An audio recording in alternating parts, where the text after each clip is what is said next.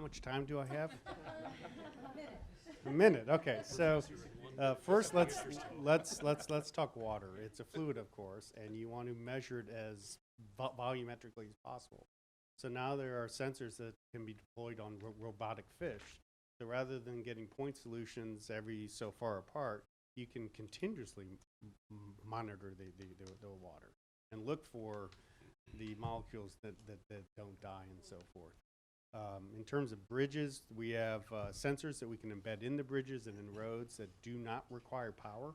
They'll be there 10 years from now, 20 years from now, 30 years from now.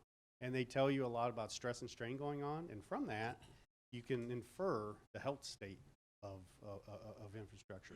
I think one of the most exciting type of sensors being deployed today in Michigan is really coming from the vehicles themselves. You know, the technology that the Detroit 3 have been putting into cars to enable mobility, to enable a more comfortable ride and so forth, also are sensors. They weren't necessarily built that way, but they can be built that way when you've got the connectivity. So I'm driving my car, the semi-active suspension system, I'm too cheap to buy that good of a car, but as I'm driving around in it, that same device that makes the ride smoother is a sensor. It will tell you the road state.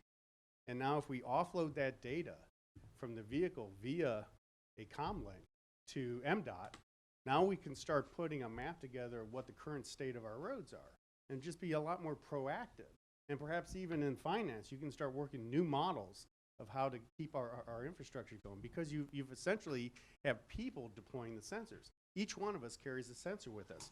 I've even seen people with 4. If you have 4 cell phones on you, you've got 4 sensors, right? And we can use that data to improve our infrastructure. And it's an incredibly inexpensive way for the state to do it, because the consumer is bearing most of the cost of bringing that sensor around. And so this is really an exciting time. The Internet of Things makes it ubiquitous sensing possible.